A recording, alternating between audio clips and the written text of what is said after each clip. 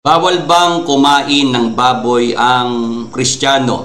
Basahin po natin sa Levitico 11:7, at ang baboy sapagkat may hati ang paa at baak, tatapot hindi ngumunguya, karumaldumal nga sa inyo. Dito po sa talatang binasa natin, maliwanag po na ipinagbabawal ng Panginoong Diyos ang pagkain ng baboy.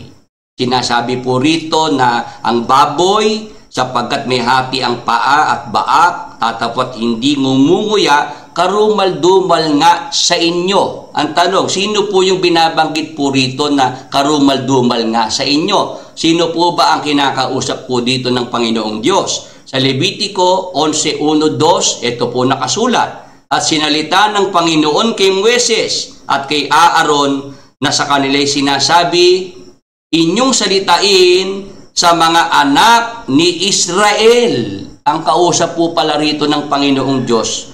Sa Levitico 11:1, patuloy hanggang 7, ay ang Israel, ang mga lahing Israelita. Sa makatwid, sila po ang pinagbabawalan ng Panginoong Diyos na huwag kumain ng baboy, hindi po ang mga Kristiyano.